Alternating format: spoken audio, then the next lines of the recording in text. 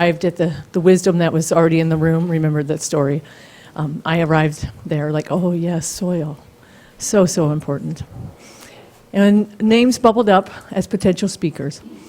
And when the name Audrey Arner bubbled to the top, we knew that we had the person who could merge all the parts that we wanted to talk about with soil, to talk about the science, although not heavily. She's not a soil scientist, and we intentionally did not choose a soil scientist for our conference. But she could bring in that element, as well as bring in her own experiential history working with the soil, and bring a very important spiritual perspective to that topic. Now, Audrey's been at it for a while,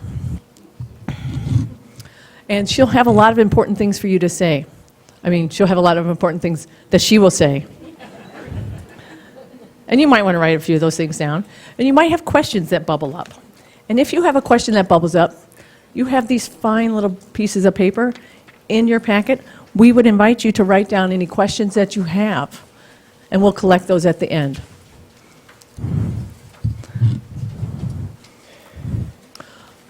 Audrey Arner is a river-friendly farmer. She's a community organizer and has been immersed in issues surrounding food, sustainable agriculture, art, and the environment from her farm upriver from us in Montevideo, Minnesota. She's a cultural worker, a change agent, and perennial agriculturalist, providing consultation and facilitation for a variety of initiatives and organizations. With husband Richard Handine, she co-owns and co-manages Moonstone Farm. Those of you who live in the cities may have seen Moonstone Farm beef on the menu. Moonstone Farm is a touchstone for the rural renaissance and perennial polyculture on the bluffland of the upper Minnesota River Valley. She has keen interest and involvement in farmland transition to a new generation of stewardship farms, community-based local food systems, permaculture design, and holistic management. She's a former program director for the Land Stewardship Project in western Minnesota.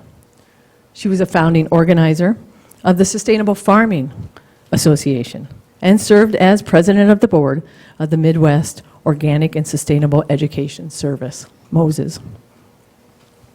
She's been a recipient of the Minnesota Soil and Water Conservation Society's Conservation Education Award, the Futures Award by Minnesota Rural Farmers, and the Riverkeeper Award from Clean Up the River Environment, or CURE. I'm so excited to welcome Audrey Arner as our keynote speaker today. Can you help me, please?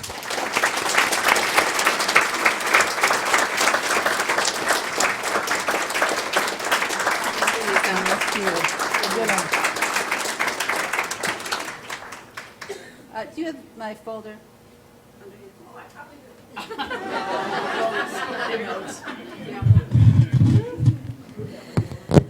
I could wing it, but we might not get all those things that I would say that then you're going to say. No. I want to express some gratitudes also to the ongoing work of CESRM, which I first came into contact with through Sisters Kay and Annette Fernholz at Earthrise, and also through Sister Mary Tashney, Sister Kathleen Storms. I've known Dee Check for so long through Minnesota River work. It's really great to be coming back to the Hill. And through my work in Land Stewardship Project, we were at Good Counsel a lot in the old days, doing trainings with farmers and having staff meetings. So it's a very familiar place for when my car is headed toward Mankato, it knows it's coming all the way up.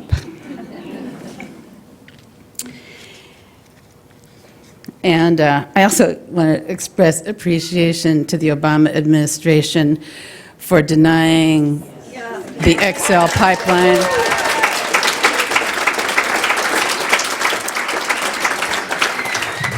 I just hadn't been with a whole group of people since I heard the news, so thanks for that roaring celebration.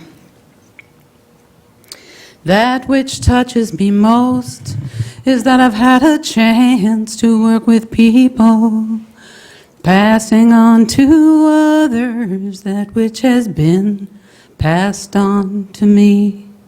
To me, young people come first. They have the courage where we fail. If I can just shed some light on as they carry us through the gale. It's from Bernice Johnson Reagan. Lisa mentioned that it's the International Year of the Soil, the designation. Every year the UN has the Indigenous Peoples Year or the Year of the Water, and this year, in addition to some other things, they pronounced that 2015 would be the International Year of the Soil. So I want to read from the Food and Agriculture Organization of the UN's statement regarding this, because it means that maybe not as a country do we have everybody on board, but as a planet, a lot of the nations are on board. Soils are under increasing pressure of intensification and competing uses for cropping, forestry, pasture, and urbanization. The demands of a growing population for food, feed, and fiber are estimated to result in a 60% increase by 2050.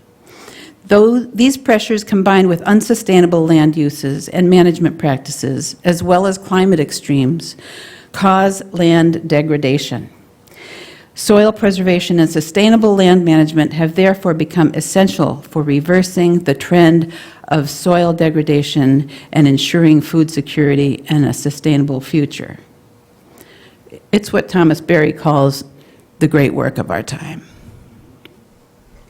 So the charge that was given to me about 4 or 5 months ago, in sharing something useful with you about soil and health and sacredness in our lives, has been with me, and it's really with the humble heart that I offer these reflections and observations for you. I'm going to draw a little bit from soil science, though not to inundate you too much, and poetry and some of my own life experience, so that we can explore together the relationships and interdependencies that support soil health and the well-being of everything that we love. So this charge has found me digging in places I have usually not dug in, and lying down on the ground a lot, and smelling the ground a lot. And as Lisa mentioned, I'm not a soil scientist, but I have been living on one small farm. Somebody asked Wendell Berry, like, why do you stay on this farm, this not very good soils farm in Kentucky? He said, because it's offered me the best education I can think of. So our farm is upriver from here, so whatever sediment comes out of our little watershed, it comes through Mankato. We've been there for 42 years, trying to listen deeply to the land and then trying to base our decision-making on what it tells us. And at our farm, we have a long-range vision that, in which we express that we want to see beauty in all directions. And toward that end, we've chosen now to plant many different species, most of which grow for many years. And we give thanks to that green island every day. And within the past year, we've started at our farm, we did it very routinely during the summer when our crew was present. Richard and I don't do it as much, but we've been using the Haudenosaunee Thanksgiving address. Anybody familiar with the Haudenosaunee Thanksgiving address? Okay, I feel like I need to talk about it a little bit then. The Haudenosaunee is the Iroquois' name for themselves. You know, so many tribes have their own name, and then it's like what white European came and called them, like the Dakota people got called Sioux, and the Haudenosaunee got called Iroquois. It's a French word. And in the Thanksgiving address, which takes a long time and is said to open the school day or to open council meetings, any gathering of importance. But rather than the Pledge of Allegiance, for example, we turn our attention now to Mother Earth and express the capacity and the role of Mother Earth and express our gratitude. And then we thank the people, and we thank the plants, we thank the medicinal plants, we thank the fishes, we thank the animals, and it goes on for a long time. But it's the most important thing we do when people gather together. Every section ends with, "And now our minds are one." So it's time that we turn our attention to thanking the soils. What Bill Logan, I noticed that his book, The Ecstatic Skin of the Earth, is in the Sediment Library, so I found it a delightful read. Bill says that when we take stock and revere the thin top layer of the earth and the interrelationships of the microorganisms that dwell there, we humans are recognizing the precarious state of our soils and are taking measures to restore its health. I have to believe that we're taking measures to restore its health because we owe our existence certainly to the love of thousands of ancestors, right? But also, and most definitely, to that thin planetary layer of clay and sand and organic matter left from uncountable molecules coming together and falling apart, coming together and falling apart, becoming alive and decaying, life forever changing form. The Holy Land. So we have been, at least I was taught, I'll bring it in a little bit and say that I was taught that to identify the sacred places primarily with cathedrals and churches and temples and places where miracles occurred, where prophets were born or where their remains lie, or lofty places like good counsel. And I found it, when you Google holy ground or holy soil, this thing comes up that in Jerusalem, and you can also order it online now, little bottles of holy soil. Isn't that cute? Somebody's making a mint on that. While the rest of the world that's not in those places has been widely regarded as real estate and to be used as a resource for us humans. So this attempt to commodify the rest of the world, to dispel its sacred aura, is what made possible our commercial relationship to the land.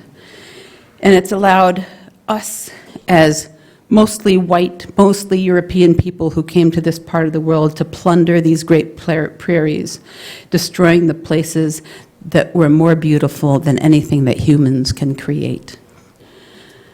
I looked up miracle. A highly improbable or extraordinary event, development, or accomplishment that brings very welcome consequences. So, the life-giving and life-absorbing earth beneath our feet begs us to recognize that in the woodlands and the prairies, sustaining our farms and gardens, under buildings and under pavement, miracles are going on, and it is all holy ground. Soil appears where life appears, and builds where erosion destroys. Changes all the time, it becomes special, becomes reverable when we give our attention to it.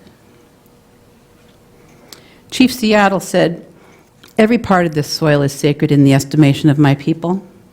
Every hillside, every valley, every plain and grove has been hallowed by some sad or happy event in days long vanished. Even the rocks, which seem to be dumb and dead as they swelter in the sun along the silent shore, thrill with memories of stirring events connected with the lives of my people. and the very dust upon which you now stand responds more lovingly to their footsteps than yours, because it is rich with the blood of our ancestors, and our bare feet are conscious of the sympathetic touch.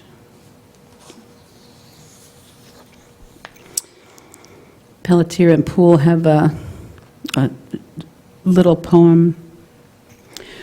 Wherever you are is home, and the earth is paradise. Wherever you set your feet is holy land. You don't live off it like a parasite. You live in it, and it in you, or you don't survive. When Jesus drove the money changers out of the temple, he acted not out of a hatred for those individuals, but a love for the sacredness of the temple.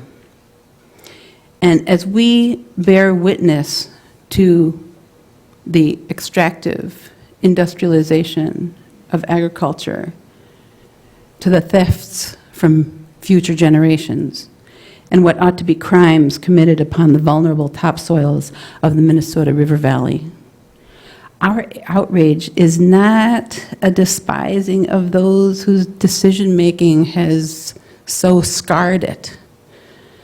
Because people make decisions based on the federal farm program, what they know, what equipment they have, what their dad did, maybe. But our outrage and grieving is for the beauty and the awe-inspiring sacredness of the life-sustaining landscape that has been ravaged.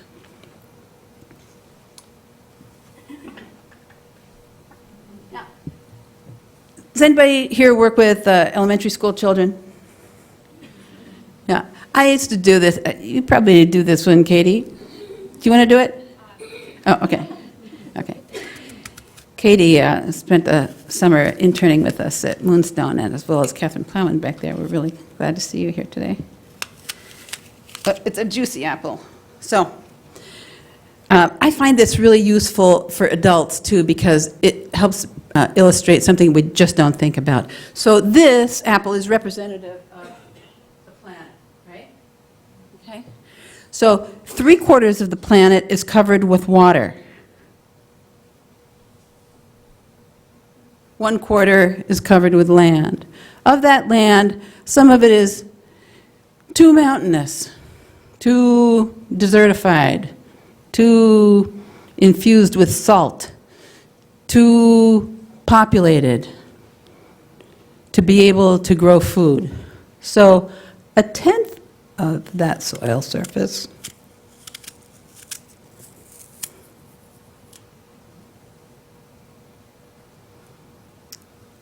is that part of the planet that's used to grow food for, the 7 billion of us here.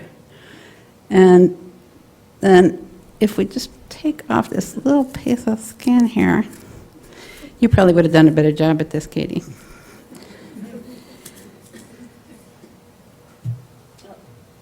Have a mess to clean up later. But it's like this little skin of the apple represents the topsoil that all of us, all of our lives depend on. All of our lives everywhere depend on. So it's like 1/40 of the skin of the apple. Bill Logan in The Ecstatic Skin of the Earth says that the characteristics of a fertile soil are in the dynamics of the combinations of climate, mineral matters, organic matter, and slope. The Romans spoke of the best soil as sweet and fat and open. And it's my understanding that they used to make a tincture of soils, like in a wine filter, they'd put the soil and put water through it, and then taste what came through it to be able to assess the qualities of the soil and what it needed before there were test tubes and litmus strips and things like that. So the best soils were said to have a sweet and open taste when they opened in the spring. So the better part, really, of what a stewardship farmer, a husband of the soil, knows is what lies beneath the surface of his or her feet, beneath the hooves, under the blades of grass, amid the roots and a zillion photosynthesizing plants. That's the better part of what we know. The mysterious places of the earth include the fence lines, the corners of the field, the coyote dens in the middle of the pasture. We've got a couple of those. The places upon which we walk and which support us in so many different ways. One aspect of the great mystery is directly under our feet, and everything, I'm repeating myself, but, I think school sisters do that too, don't you? Everything is in the process of transformation all the time. Wendell Berry said in The Unsettling of America, it's an old book, but it's still good. I highly recommend it. If a healthy soil is full of death, it is also full of life. Worms, fungi, microorganisms of all kinds. Given only the health of the soil, nothing that dies is dead for very long.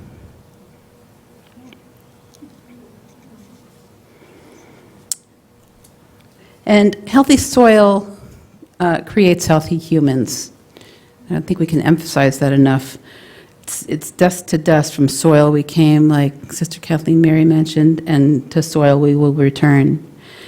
The name Adam even comes from the Hebrew for soil. Is that right, Doug? Fertility and decay. And thanks to the miraculous capabilities of soil, the earth's skin, life is creating soil, is creating life, is creating soil, is creating life all the time. Thomas Merton said, there is in all visible things a hidden wholeness. So in the visible world of nature, a great truth is concealed in plain sight. Diminishment and beauty, darkness and light, death and life are not opposites. They are held together in the paradox of the hidden wholeness. A couple of times in the last decade, I've had the honor of hanging out with the great Indian physicist Vandana Shiva. And some of you have watched the movie Dirt, right? It was shown here last Wednesday night. She's in that. And if there is some kind of global documentary about food, about genetically modified organisms, about seed saving, about the importance of fostering healthy soil, not oil, Vandana Shiva is in the movie. She's easily recognizable. She's Brahmin. She has a big dot on her forehead. She's recognizable. But she says, in taking care of the soil, we reclaim our humanity. Amen is right. Our future is inseparable from the future of the earth. Bill Logan, again in The Ecstatic Skin of the Earth, he says, the seasons with their heat and cold make the soil. The storms make the soil, with water, the most powerful substance on earth. The winds make the soil, spreading dust across thousands of miles. The tides make the soil, stirring the river deltas and their fertile slimes. And above all, the trees and the plants, and the dead and the digested, and the eaters and the eaten make the soil. And in rainforests, soil can build half an inch or an inch every year. But here in the great grasslands of the northern plains, it can take a half an inch, 25, 50, 75, 100 years to form. And soils are complex magnetic bodies. They're influenced by the size and the source and the age of the soil particles. And we are connected with all that in ways that we are just beginning to understand. We have felt it for a long time, but with our intelligence, we are just being able to understand that what is being done to the earth is being done to each one of us. I have a friend from Iowa, Angie Tagtow, who's a nutritionist with a kind of a foot in sustainable agriculture. And Angie says, I believe nutrition professionals need to broaden their expertise beyond how food influences the health of individuals. Because, at the National Nutrition Conference, there are big booths put up by Coca-Cola and Pepsi and, all other kinds of interests that want to ram what they produce down our throats. But Angie is talking here to nutrition professionals. We need to broaden their expertise to how individual, community, and societal food choices affect the availability and quality of natural resources, soil, water, this is all connected, genetic biodiversity, and non-renewable energy. Everything we and animals eat is linked to the soil. It is the life support system for plants, animals, and eaters. Healthy soil is the basis for a healthy planet. And what's becoming evident now is that the nutrient density of our foods is very different than it was 50 years ago or 100 years ago, and particularly when these prairies were first plowed, which in my neighborhood was about 1872. And that means that whatever we plant in a garden to be able to feed ourselves and our families with doesn't have as much of what it takes to keep us healthy as it did in the past, because we have extracted so much from the soils. That's why the soil is now treated like a medium, and we pour all kinds of stuff on it to be able to produce yet another bumper crop, another yield exceeding all others of corn or of soybeans. So when we take instead a wellness approach to the soil, like we're learning to foster in our own bodies, we're learning that, well, I don't want to just take medicines to get to my intestinal problem. I want to change the way I eat. So we have to think about that with regard to the soil, as well as taking a wellness approach, because our own nutrition has its roots in the soil.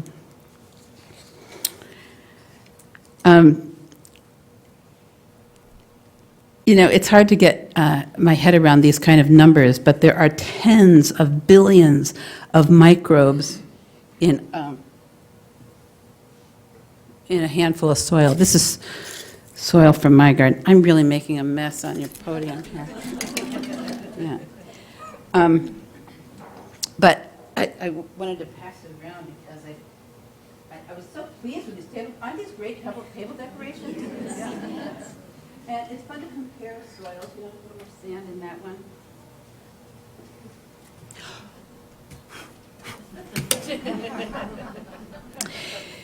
So one of the things among the protozoa and the mycelium and the algae in the soils, there's beneficial bacteria. I mean, there can be all kinds of bacteria, but there are beneficial bacteria.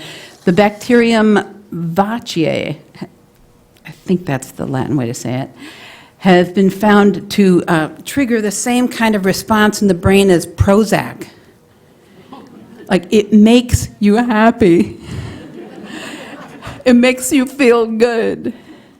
And I don't think you have to make a tincture and drink the soil for that, but just smelling or handling it has now been proven to make you feel better. And that's why, if you feel kind of down and out and you go out into the garden for an hour or two, you come back restored. And I also found out recently that before the days of antibiotics, it was John Wesley, the Methodist divine, was recommending that people with tuberculosis stick their head in a hole in the ground and breathe the soil. And it sounds like an old wives' tale, but it actually came to pass that the bacterium that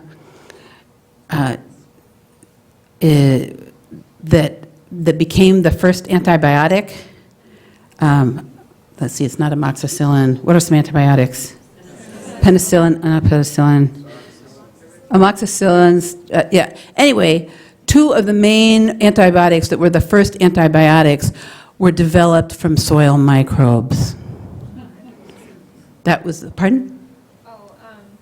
There's that big scare about antibiotics stopping Right. working, and so they actually are looking for people to send in soils. Scientists are actually asking for soil samples from places like caves and places where there's not a lot of people there, and they're actually looking to see if they Can you all hear this?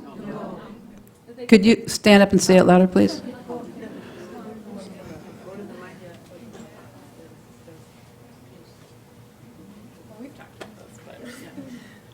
I don't know. It was in the news lately, talking about how our antibiotics are working less and less, and it's kind of a scary thing right now because we have these super bugs. I'm sure you've heard about those. And so just like basic surgeries and things like that, we could potentially get some kind of infection that antibiotics are no longer going to be able to take care of. And so there was this really interesting article in the BBC, and maybe some other folks that saw it, but they were talking about scientists who are actually asking for people to send in soil samples from places like caves and places where there's not a lot of people, so like really rare places, like, think about soils in Madagascar and things like that. And they're looking for new, to recreate new antibiotics. And so they're actually saying, oh, well, we actually need soil. It's kind of going back to the same sort of thing, that's what's happening right now in science. So it's kind of cool. Anyways. Thank you so much. Wisdom within all. So breathe it, touch it. Soil is medicine. Okay? Wendell Berry in we always come back to Wendell, don't we? And why not? From the selected poems of Wendell Berry. The grower of trees, the gardener, the man born to farming, whose hands reach into the ground and sprout to him, the soil is a divine drug.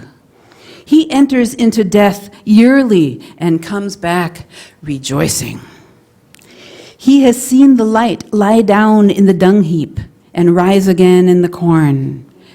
His thought passes along the row ends like a mole. What miraculous seed has he swallowed that the unending sentence of his love flows out of his mouth like a vine clinging in the sunlight and like water descending in the dark? So now we're exploring soil in some of its extraordinary dimensions to be able to inform our own farming practices. And I say ours because, a few of us in this room are farmers, and those of you who are not are co-producers, we say in the community of Slow Food International. You are co-producers of the landscape by virtue of your food choices. So we are informing our own farming practices, deepening our relationship with soil that increases its health and our own. Every farming act has some kind of impact, and as workers of the land, we have the likelihood of increasing our knowledge, perhaps as simply as walking on the earth and learning through our feet. Practically, I believe we can increase our intuitive understanding of the consequences of our action on the soil. We've been so good at admiring what grows above the ground. Like when you walk through a garden, you go, oh, what nice flowers. The flowers are still blooming out here. Isn't that great? We haven't had this frost yet. And, what a good job they've done weeding this field. And, we admire that. But as gardeners, we touch the ground sometimes on our knees and with our hands, and we know the soil is first and foremost by the size of the particles and the kinds of aggregates that they build. When I first started working for Land Stewardship Project, Ron Cruz told me a story. Ron was one of the co-founders of the Land Stewardship Project with Victor Ray.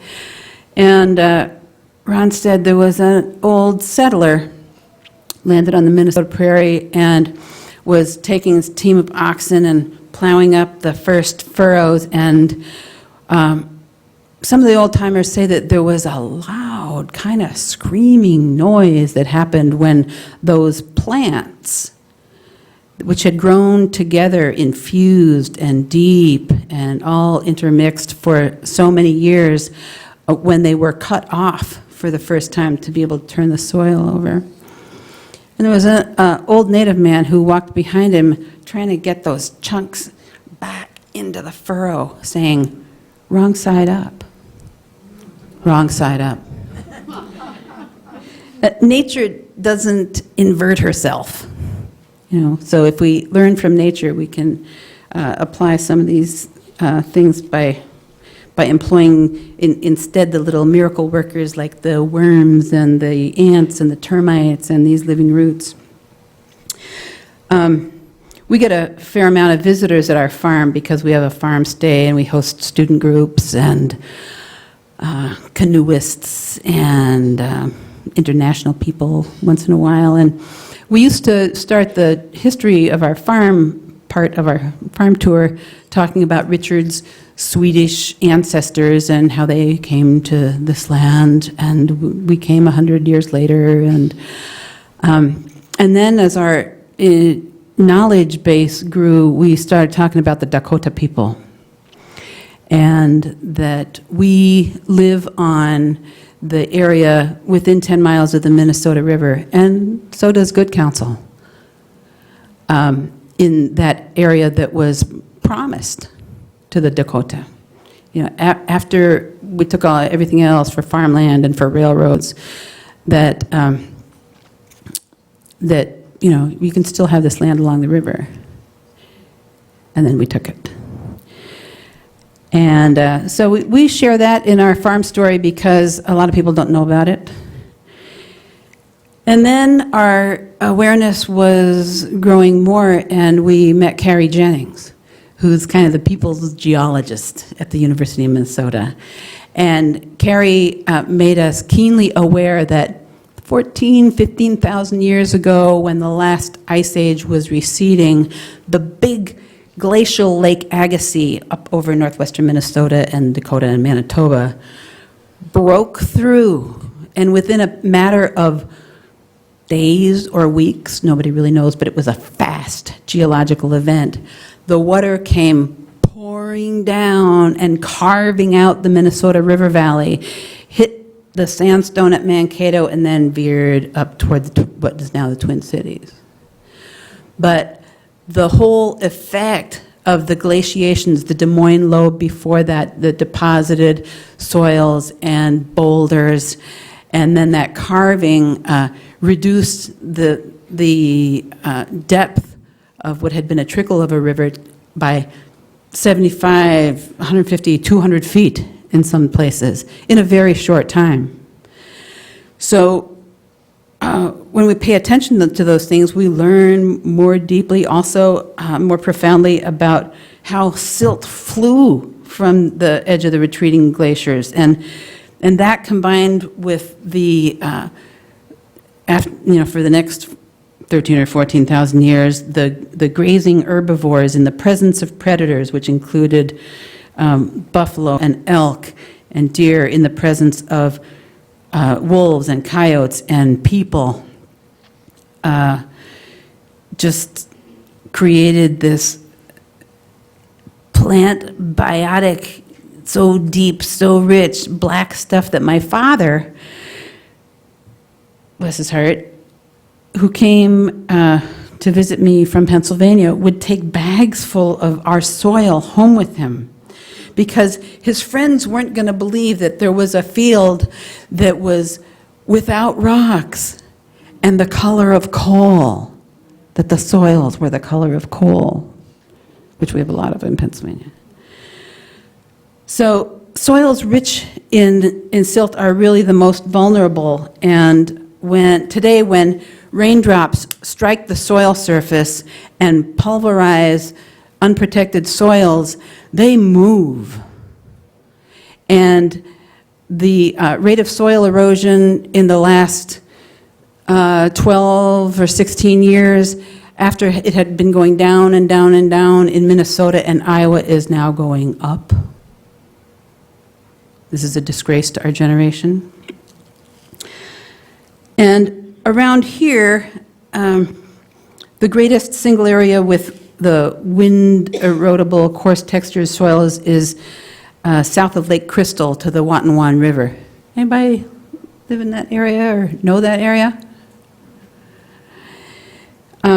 Anyway, there are some really vulnerable areas in this watershed of the Blue Earth that comes into Mankato.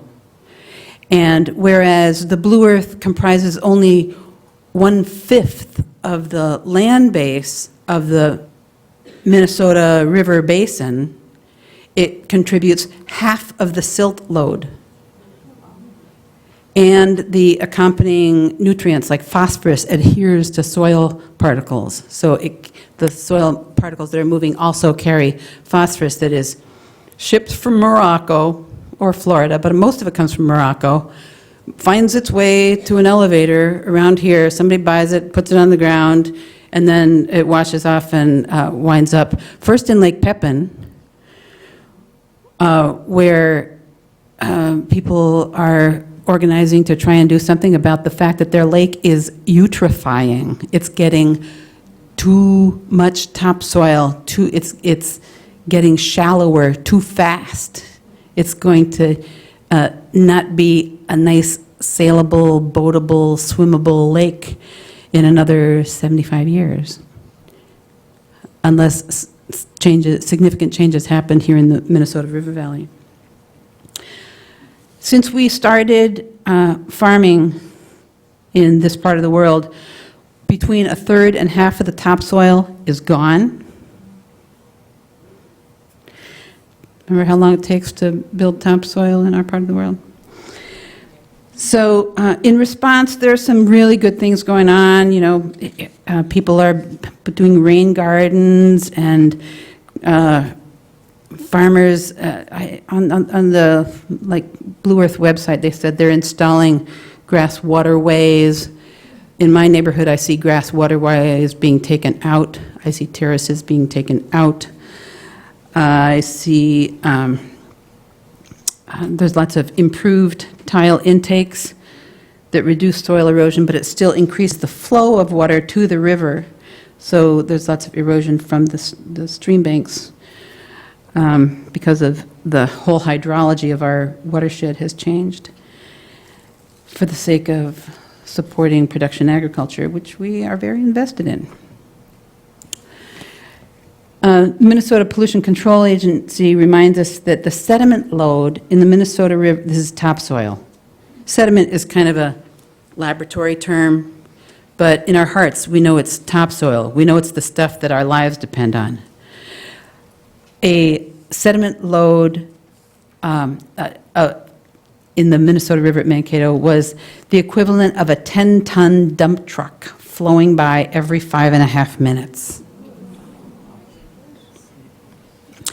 And when you look at it, and then there are lots of different watersheds coming into the Mississippi, and the Mississippi, if you wanted to equal the output of the Mississippi into the Gulf of Mexico, it would take 25,000 railroad cars full of silt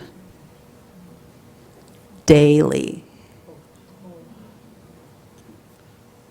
So I don't have time to go into too much more of the onslaught of soils from ammonia-based nitrogen or the other things that we inflict on our cropping systems. But just another word from the Minnesota Pollution Control Agency. Anybody here, like a couple of weeks ago, when there was an air pollution advisory? And they said because there's dust in the air.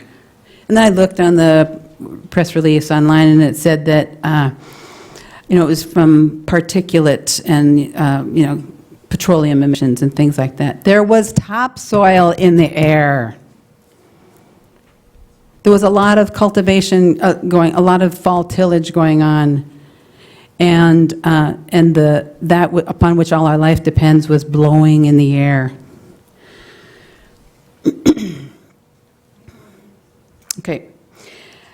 So how do we support healthy soils? Within the Land Stewardship Project and the Sustainable Farming Association of Minnesota, we have come to understand that there are 5 basic things. We should have the least amount of mechanical disturbance as possible to not turn over soils, to keep them like right side up, to keep the soil covered, to keep it protected, to have lots of plant diversity. I was delighted this morning walking through the yard here, and there's lots of clover in the grass, and there's plantain, and there's dandelion. There were even a few thistles, it's nice. And keep living roots in the ground as long as possible. And among farmers, we have to remind ourselves that nature doesn't try to farm without animals. So how do we reintegrate livestock into our cropping systems? I'm going to refer you sometime to read the poem about the soil expert. Not now. Okay, in your packet. And right after Pope Francis spoke to Congress calling for a courageous and responsible effort to avert environmental deterioration, there was this big rally going on in front of the Capitol, people from the Carbon Underground, to remind the administration that if we fix the soil, we fix all of it. That we can take billions of pounds of carbon out of the atmosphere and sequester it, hold it in the soil if we keep it covered, if we have plant diversity, if we don't turn it over as much, if we don't poison it as much. So what are we to do? What are we to become to be able to respond to all this? If we know that if we bring the carbon back and we can fix the climate, and we have all these people to feed. So among state and federal agencies, goals are being set, like the number of acres that are to be planted with cover crops. But I think we also need to have goals that are a change in the way that we think, mental shifting.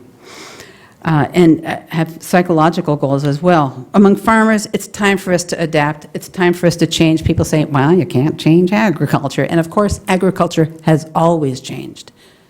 And we can do it. I'd like you to ask yourselves 2 questions.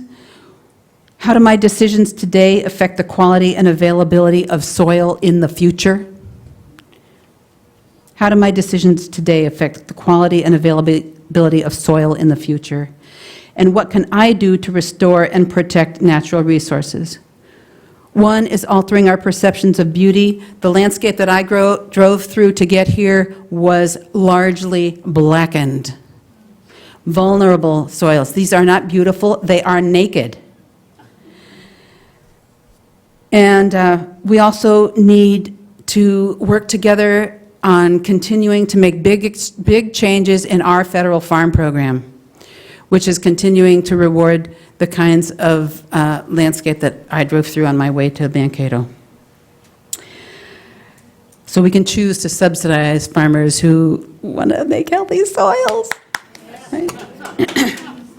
And wherever you are living, compost. There's this great new program, Mankato, $2 a month. They'll come and pick up your compost, for heaven's sakes. How wonderful. Make rain gardens, make edible yards, grow some of your own food. Plant diversity, keep your soil covered. Keep your soil covered. And there are a lot of people making what I think is an oxymoron of a set of recommendations, which are to eat vegetarian and to use animal manures. So if you haven't done it already, I'd like you to investigate the possibility of supporting grass-based livestock producers in your neighborhood. These are the great transition times. Terry Tempest Williams, a great author, says, survival now becomes spiritual practice. So it's coming down to finding the joy and developing the friendships, being emotional. This is a thrilling and challenging time for us all, and what it calls for, I think, are acts of imagination, direct action, and slowness and stillness. I want to talk a little bit about walking with reverence in the holy ground beneath our feet. Standing Bear, the Teton Lakota, said, "Love the soil. Sit or recline on the ground to feel close to the mothering power, to be able to think more deeply and feel more keenly." Black Elk said, "Every step that is taken upon her should be as prayer."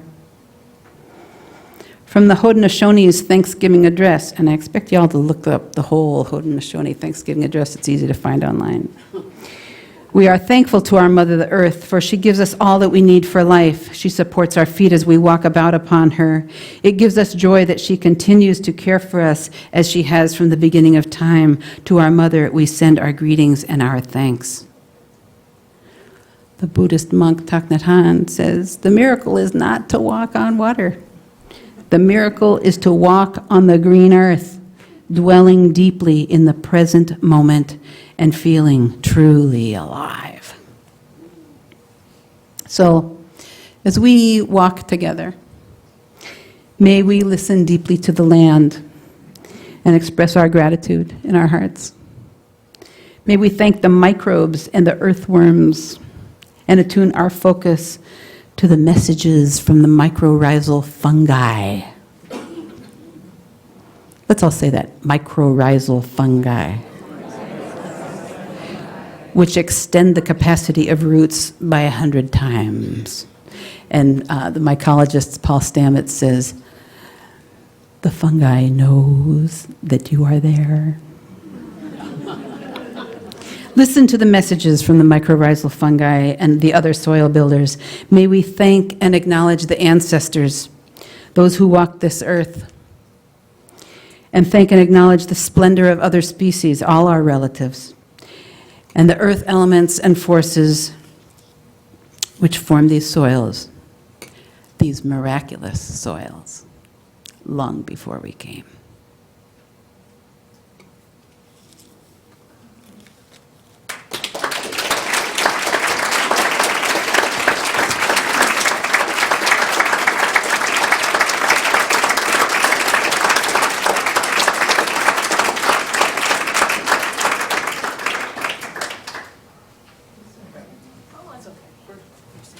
Just like home.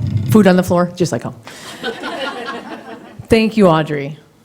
I don't know how others feel, but I felt like that I needed to hear. Yes. So thank you. Thank you for sharing.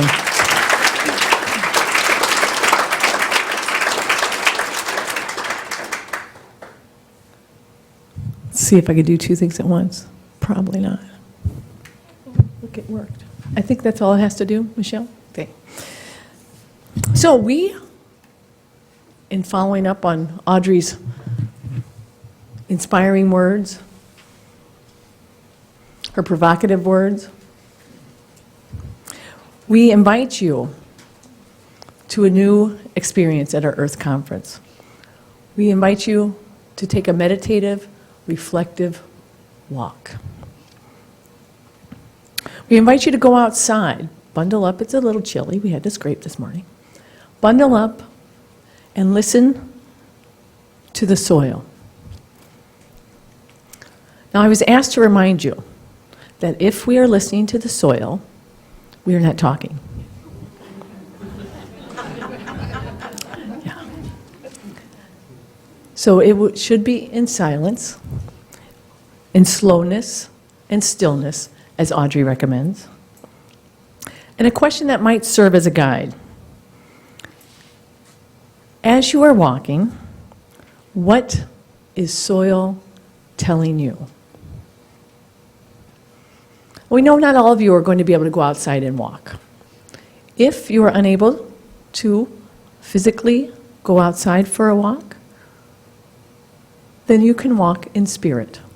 Remain in your seats and have the stillness and the quiet and the reflective time here. So that's what we're going to do for the next 20 minutes. And at the end of that, I will ring a bell, both inside and outside. So if you wander afar, you won't hear it. It's not the chapel bells. It's just a little bell. But I invite you to wander afar if that feels good. Just wander near sooner than later. And then after that, we'll have a short break where we can refresh ourselves with coffee, a bathroom break, muffins, whatnot. But first we will listen. And so, oh, look, it worked. What are you hearing from the soil? I invite you to get your coats and go, or stay here.